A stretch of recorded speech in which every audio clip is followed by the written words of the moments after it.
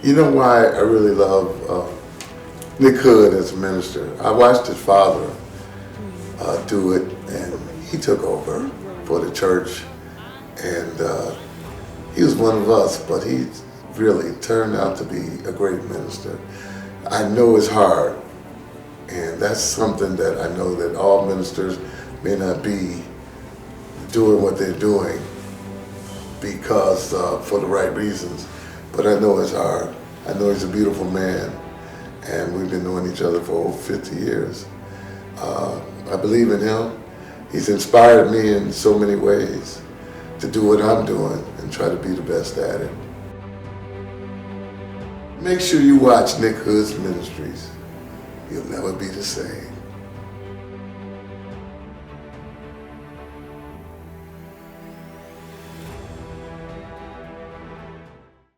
God is trying to show you something every step of the way. When things seem to be going wrong, that's God's way of opening another door. I am convinced that God has been directing me every step of my life. On the Word Network. America used to be considered a godly country. It doesn't seem to be that way to me now. And I don't mean to be disrespectful or anything, but it's so many things they're okaying for the wrong reasons. There's not godly reason. People need to really open up the Bible, the Bible, and look in it, and really get it into their heart. And this, the way Reverend Hood is doing this is a comfortable way. It's not forcing anything on people. It's a comfortable way and a loving way for it to continue to move in that direction. The way Reverend Hood presents it, you can understand it, and it makes you want to delve into the Bible even more so that you can see more, because it seems like the program goes off too fast. We need the bread of life. We really do.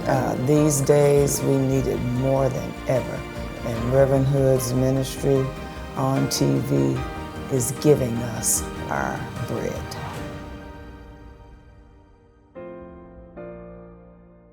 Today I want to talk about success, how to be a successful person, and in particular, spiritual success. You know, when we think about being a successful person, we think about preparation, we think about planning, we think about hard work, determination, and I believe that all these things are important. But the spiritual person has an edge in being successful. And to me, what that edge is, it's the God factor. When you add God to anything else that you're doing in life, it just makes it better. I like scrambled eggs, but it tastes better when I put pepper and when I put hot sauce on it. It adds a little more, and I'm not trying to cheapen God to the level of hot sauce. But what I'm saying is that the spiritual dimension of a person's life takes their life to a whole nother level and takes your preparation to a whole nother level. The person who is prepared does planning. The prepared person is researching what they want to do. But at the end of the day, we have to cross that finish line. And for the prophet Isaiah, in chapter 54, verse 17, he has a verse that has stuck with me my whole life. He says, "No weapon formed against you shall prosper. No weapon formed against you shall prosper." And let me paint the picture for you why Isaiah is making this comment. He's talking, first of all, to the Jewish people who had been exiled to Babylon. And they've been in Babylon for 70 some years.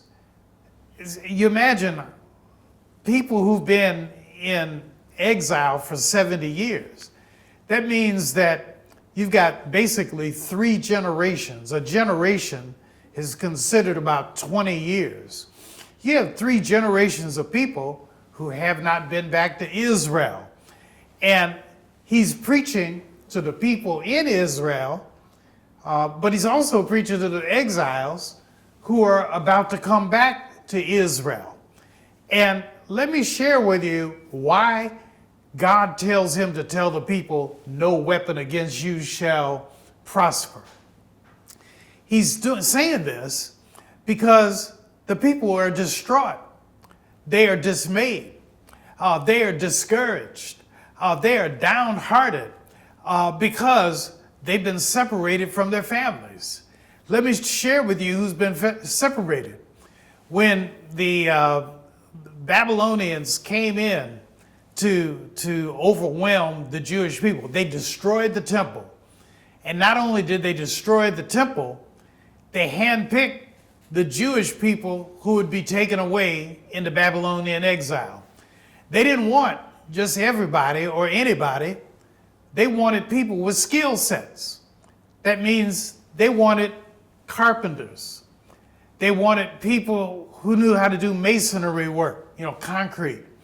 They wanted educated people. They wanted the school teachers. These are the kind of people that they wanted. Anybody who had a skill set. Interestingly enough, the people I don't think they picked were the preachers. I'm not sure what that says about me, but they wanted people with skills. The intelligentsia. I think they took away the intelligent people, the people who perhaps could speak in multiple languages, and these were the Jews who were taken away into captivity. The Jewish people who were left in Jerusalem were the people who didn't have those skills. And so you had people in Jerusalem who were sad because some of their family members were taken away. You had the people who were taken away who were sad because they couldn't be with their families back in Jerusalem. And then to make matters worse, the walls of Jerusalem had been torn down. These are the people that the prophet Isaiah preached to. And I'll give you a little interesting footnote. The Jewish people were liberated. The ones in Babylon are liberated so that they can come back home. And guess who liberated the Jews in Babylon? It was a Persian, the modern day Iran, named Cyrus. Cyrus of Persia. He was the king of Persia, and he built an army that was the strongest in the land. The world had never seen an army like the army of Cyrus of Persia. And, to Cyrus, the Jewish people didn't mean anything. He was more interested in conquering Babylon. And when he conquered Babylon, he freed the Jews. He said, you can go home. All I want you to do is pay tax to me. And so guess what? If you go to modern day Israel today, if you go to the Knesset, that's where the parliament in Israel meets. There has a plaque on a wall that it recognizes all the kings of Israel. And every king of Israel, except one, is Jewish. And guess who that is? Cyrus of Persia. And I think it's the most odd thing because, Iran is the country today, modern day Persia. If you talk to the Iranians, they'll tell you they're Persian. It is Iran who is, the enemy that, Israel is most worried about today. And so it's kind of interesting how things work out. But when I think about the success of the Jews in coming back home to Israel, they had a lot of hurdles to face. And in real terms, you and I experience the same thing. When we are planning for success, in the case of the Jews, they are planning for a successful return to Israel. They don't know what they're going to face. And that's why God tells Isaiah to tell the people, no weapon formed against you shall prosper.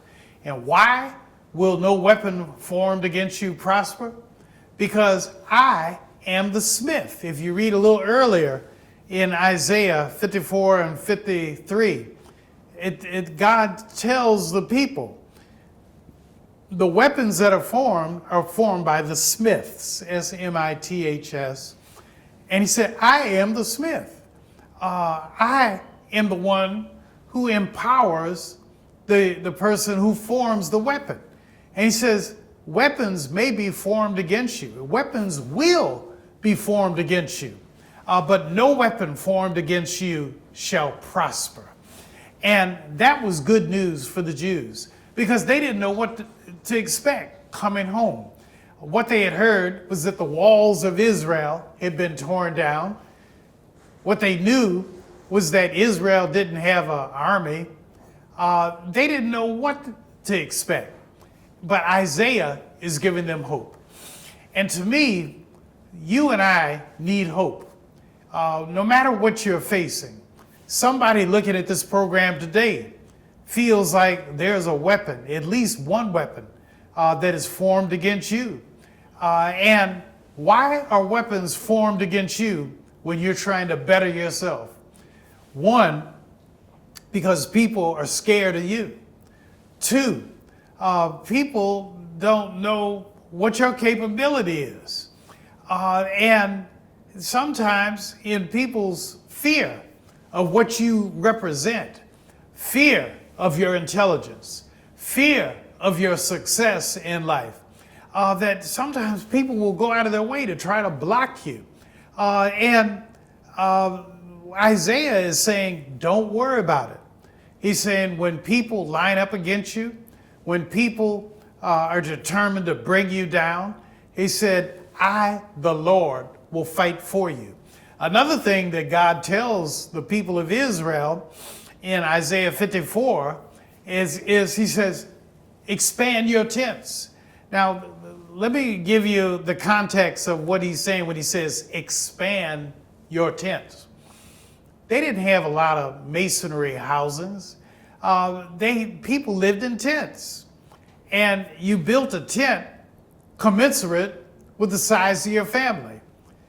If it's just a husband and a wife, you'd have a small tent. If you had a husband and a wife and one child, a little bigger tent. If you had a husband and a wife and several children, you had to expand the tent. It was a polygamous society. And so you might have a husband with not just one wife, but 2 or 3 or 4 or 5 wives. Well, every wife gets a tent. And so what God is telling the Jewish people is expand your tents. Expand your tents. And to some, this might sound strange because you say, why expand my tent if I don't have people to live in the tent? But what God is telling the people is to think big, to think beyond your current borders. And I encourage you right now, you may not have enough money to pay your bills. You may not be able to figure out how to get out of the mess that your family has gotten you into with their bills. But what God is saying is, don't be overwhelmed by the bills. Don't be overwhelmed by the challenges, but start thinking big. Think big and start planning for success, even in your poverty, even if you don't have enough money, even if you can't see a way out. God has already prepared a blessing for you.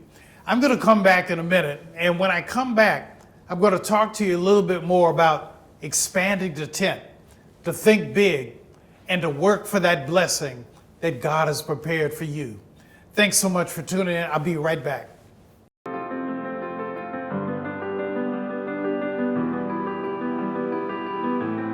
There are people all across this globe who now will have the opportunity to know you like I do, because of course you are very forthcoming in telling stories about life, stories that are relatable, and that means something.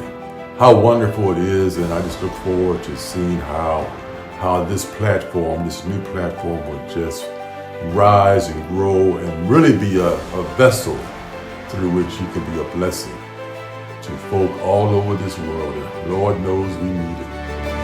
God is trying to show you something every step of the way. When things seem to be going wrong, that's God's way of opening another door. I am convinced that God has been directing me every step of my life. On the Word Network. One of my favorite Bible verses is from Isaiah 54, verse 17. No weapon formed against you shall prosper. No weapon formed against you shall prosper. And I hope that you find this verse encouraging in your life. I don't know what challenges you face. Somebody looking at this, I believe, has a challenge paying your bills. I talked to a lady the other week who was telling me, I'm trying to help my daughter, pay her bills. And, sometimes the weapon formed against you is not necessarily a bill that has to be paid or a person who's lined up against you. But very often in life, the weapons that you think are lined up against you is your personal health. If you've been diagnosed with cancer, you've been diagnosed with heart disease, diagnosed with dementia. These are illnesses that make us feel like there's no way out. But with God, there's always a way out. With God, there is salvation. And that salvation is through Jesus Christ. When Isaiah tells the people of Israel who are coming back from Babylon, no weapon formed against you shall prosper, let me help you a little more with the context. These are defenseless people. They don't have an army. They're going to come back from Assyria down, from the north down to Jerusalem.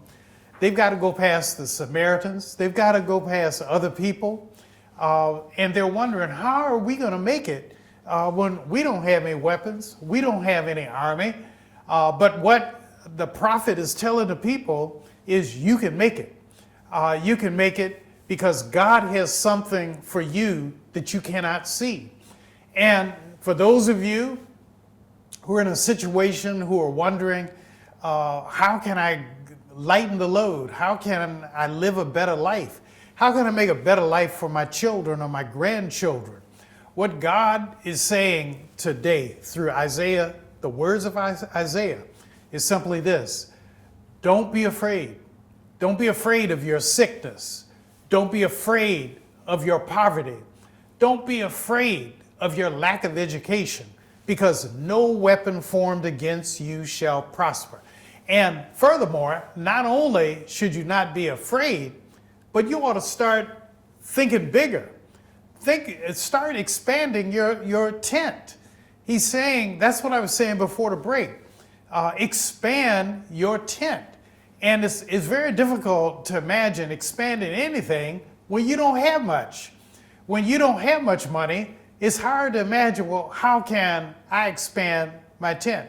And sometimes, frankly, we get into trouble expanding our tent when we don't have any money. Because in modern times, unlike the time of Isaiah, in Isaiah's time, you couldn't just pull out an American Express card or a bank card or a debit card or credit card and charge more money than what you have, to stand for it. And nowadays, person can you can expand your tent with no absolute idea how you're going to pay for it. And people go into debt. And that's not what I'm saying when I say expand your tent. What I'm saying, I think the prophet is saying to you and me, is start thinking bigger than yourself. Think big and start dreaming. And to me, the saddest people in the world are the people who can't dream. And for good reason. Sometimes we don't dream and we don't want to let our imaginations run wild because we don't have enough money, because we lack so much in life. But what I hear the prophet saying is, start thinking outside your border, expand your borders.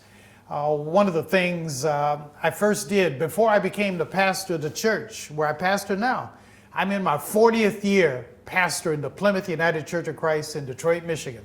And I'm very proud of this. The church is celebrating my anniversary this year.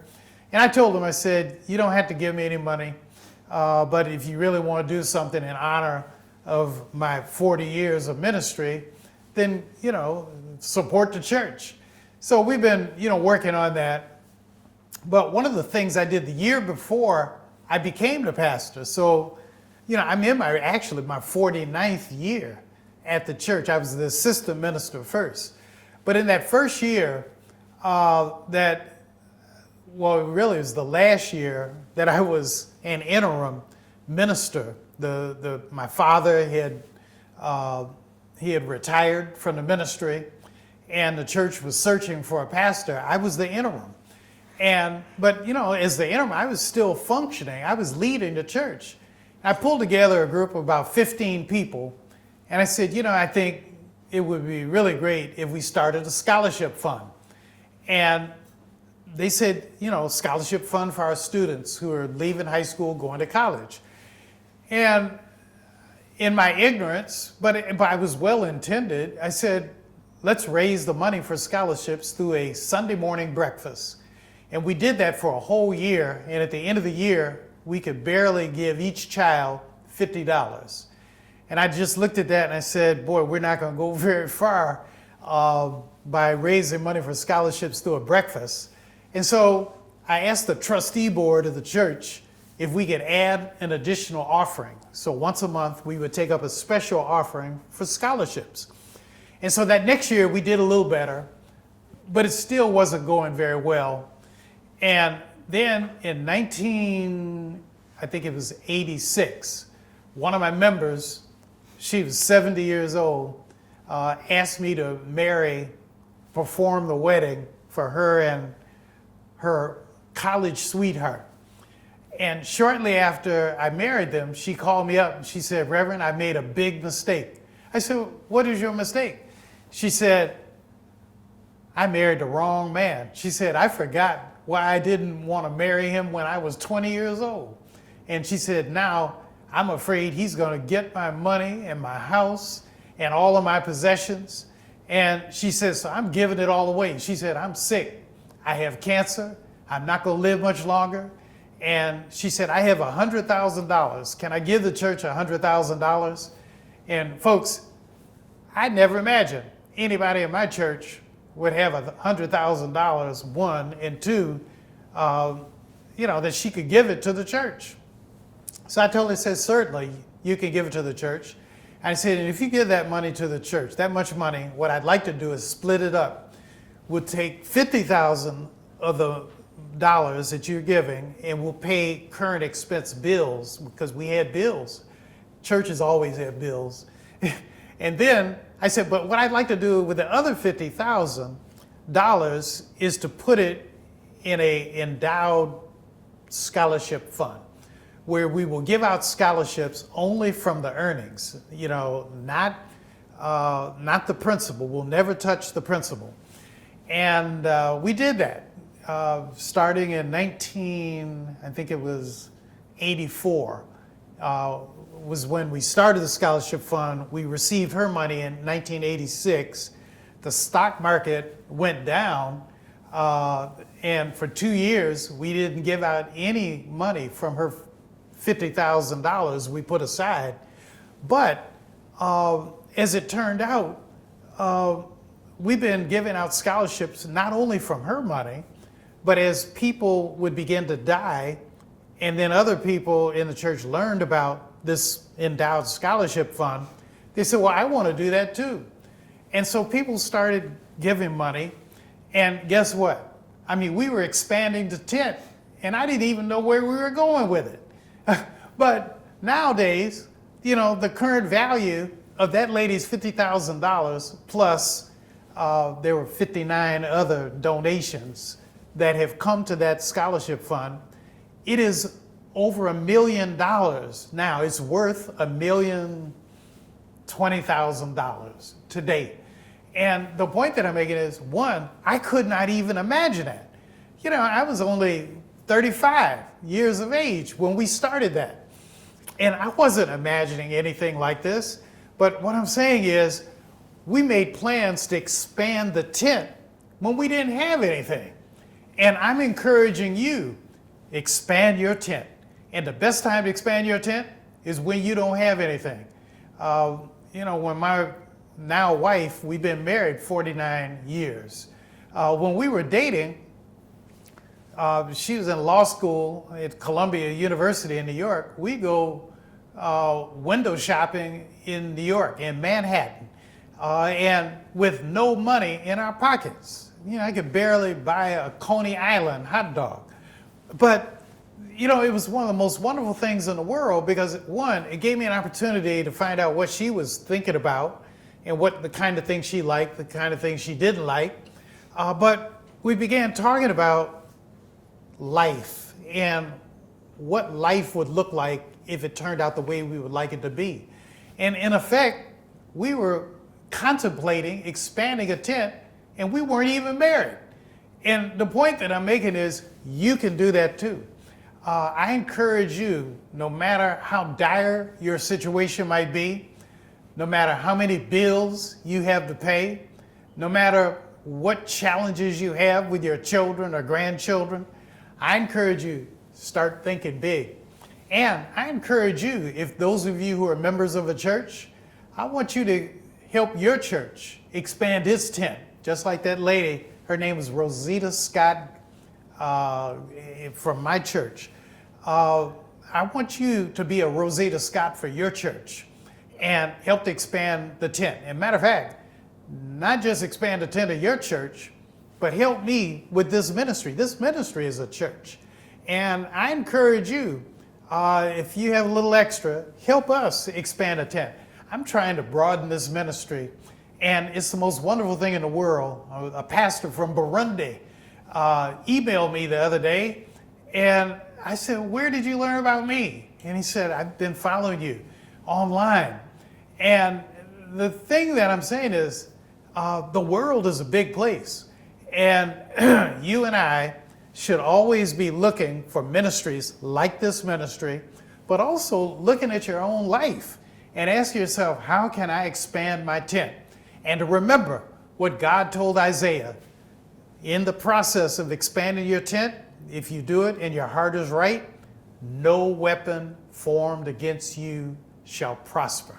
I'm praying for you, and I'm hoping that God will give you not just what you want and what you need, but that God will give you much more than you could even imagine. God bless you, God keep you, and remember, I'm praying for you. God bless. We hope you've been blessed in a powerful way. Just knowing you took the time to watch today's broadcast is a great encouragement to Pastor Nick Hood. If this broadcast has been a blessing to you, we ask that you mail a tax-free donation to Nicholas Hood Ministries at 4535 Chrysler Drive, Detroit, Michigan, 48201.